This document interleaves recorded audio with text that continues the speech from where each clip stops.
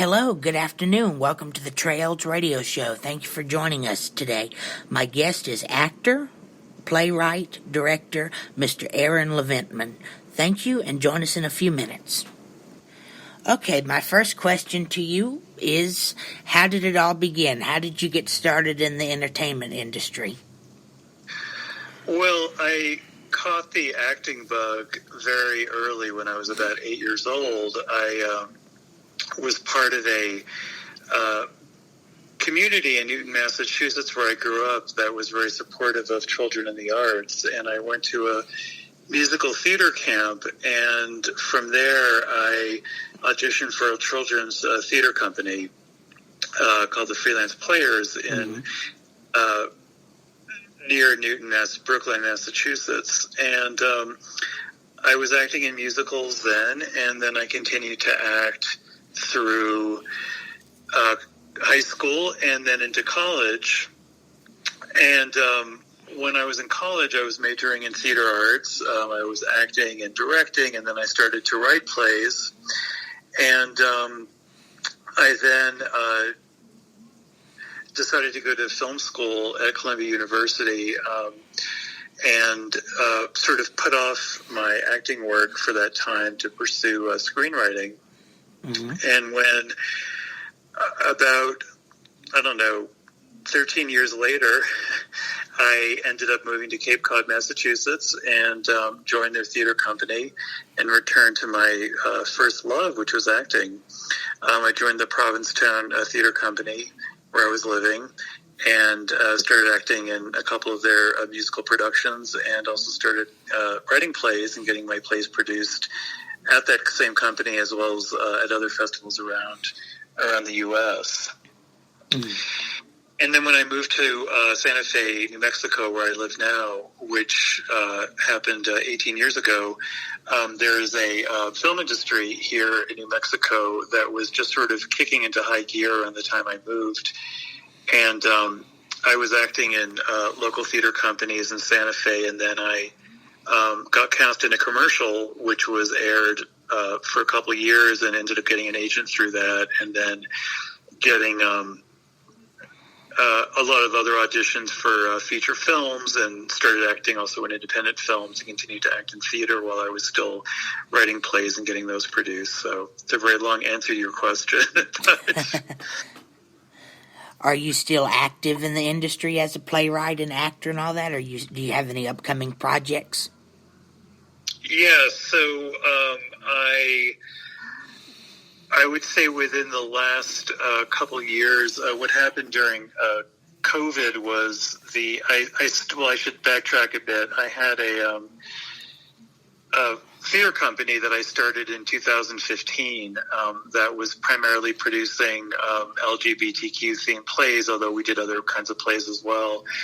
And then when COVID happened, I started a virtual play series through my company, which is called Almost Adults Productions. And we started attracting attention really all over the country, but also all over the world. We had audience members and talent join us for plays that we presented on Zoom. And so I did that for about a year, and then I was when things looked like they were kind of opening up more last May when people were getting vaccinated, I was acted in a live musical here in Santa Fe, and so I put the series on hold. But I also teach acting, screenwriting, film appreciation, and other kinds of classes. So I'm going to be continuing to do that throughout the year. And I've been still auditioning for commercials and films here in Santa Fe, and hope to be cast in something soon, but we'll certainly see how that goes. But in terms of live theater, I think people are kind of seeing how that's going to play out over the next year with, what happens with the pandemic and so on. But I'm going to hopefully continue to write and teach, and I also do work curating for film festivals, and that I'm doing now as well. That's wonderful. It's always good to stay busy. If you enjoy doing what you do, it's not really considered work. If you love doing it, you have the passion for it. Yeah. Yeah, that's certainly true. And I think, the industry is at this, time right now where, people's viewing habits are changing. I think during COVID, a lot of people were, the direction of viewing going more towards, home entertainment, which it was going in that direction anyway, has certainly gone even more in that direction. And so, the way that films are being made and seen is ever changing. So we'll see how that plays out in the next year in terms of production. Absolutely. My next question to you is, what do you find is the most challenging or most difficult part of being in the industry? Well, there are a lot of challenges. You're in the industry, so you know, I'm sure. But certainly the amount of competition has really increased to a point where I think it's gotten even more challenging, both for me as an actor and a writer, to get my work out there, because I think the internet has created this kind of competition where anyone anywhere can audition for something, and I think just the amount of people that want to get into the industry has just skyrocketed. So I think the competition is a big part of it, and I think it's just created a challenge to get your uniqueness out there. That's really what you have to do, because there are so many people that want to do this. You have to show to casting directors, producers, agents, what is it that's special about you that no one else has? Because, as I said, there's so many other people in your age range. But what makes you unique? So I think that's one of the challenges, is really kind of getting yourself out there, marketing yourself in a way that other people can sort of see what's different, what talent you offer that other people don't offer. So I think that's probably the biggest challenge right now. Is just the level of competition, and I don't see that changing anytime soon. Even with the shifts that are happening in the industry with COVID, I don't think that's changed at all. If anything, auditions now are happening, online. So again, that's sort of almost increased the competition in a certain way. Yeah. But so I think that's it. And just, dealing with the rejection, that you have to not take it personally and just move on to the next project and hope that the next one will be more in your favor. So. Yeah, absolutely. Yeah, that was my next point. Don't take rejection personally, because casting directors already have a mindset of who they want for their role, and it's tough. It takes a really good actor to change their mind, because their mind is already made up. But I think you can break the mold, and I think it's making those bold, choices that, even though the type that they say they're looking for may not exactly be your type, I think you can always convince somebody that the type that you're offering will work, or work better even than they thought. So. Yeah. Yeah, it's an interesting business to be in. I tell people this business is not for everybody, but if you have the passion for it, the craft for it, you have to have a thick skin. If you want to be in it, you will succeed. Absolutely. No, I think and I think it's just your willingness to stick with it is, the difference between people that do have, say, longer careers and those that decide it's not for them. And that's perfectly understandable why someone might decide not to do it, at least for a period of time. But I think those that really kind of stick it out are the ones that really continue to work, despite all challenges. Absolutely. My next question is, well, I know we talked a little bit about it, but what is your advice to people who want to get into this industry? What are your words of wisdom? Well, I think, I would say two things come to mind right away. One is training. I think it's really important to keep honing your craft. Even movie stars continue to take classes, and the more that you stay in like classes and workshop settings, I think the more you kind of discover things about your acting, and then you grow that way as an actor rather than staying in the same kind of parts that you've been doing forever. So I think training is really important. I think if you're not getting the kind of roles you want, see if you can get some people together and produce something yourself. to create a showcase for yourself. And now, again, with the internet, you have opportunities to get your work out there to anybody the way that you didn't before. So I think being, creative, thinking outside of the box, how do I get my work out there? And now you have all these opportunities, as I mentioned, with the internet. And it is so much about contacts. And, meeting the right people, staying in touch with people, reminding people that you're still around, that kind of perseverance is really important too. Letting people know that you're still interested without, bugging them too much, but at least, don't, become invisible, just staying present, whether it's on social media or however way that you do it in your own community. So... yeah, be persistent. Don't be too persistent where you don't bug them, but have a certain persistence, and I always tell people, learn as many facets in this industry as you can. Learn to sing, learn to dance, do voiceovers, become a double threat or a triple threat. You learn all what you can do in this industry, because that will come into play in another area. That's true. I mean, especially if you have like a special skill, like you can do acrobats or you have different accents you can do. All of those things are really useful because, not everyone has those skills. And again, it's what I was saying before about differentiating yourself from everybody else. That if you have these particular skills, it can get your foot in the door somewhere. And then people will see what else you can do. So, and I think also, having a really good presence on social media, and I don't just mean doing a lot of Facebook posts, but having really good clips of your work that are short, but that do show what you can do, that you can send to somebody, whether it's in a reel format or in clips, or, having really good photos of yourself, headshots or whatever, having those materials, available in a variety too of the different things you can do is really important.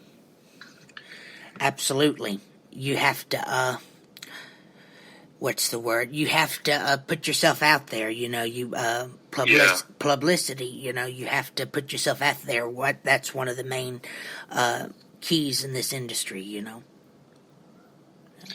Yeah, exactly. And, as I was saying, there are creative ways that you can do it. It's not, and now we have all these different, tools and resources because of modern technology. It used to be that, back when I was, getting started, in the early 90s, you had to be like, snail mailing, your headshots to people, knocking on doors, going door to door to people. And now there are like other ways you could do it, electronically that are actually more efficient and also more effective.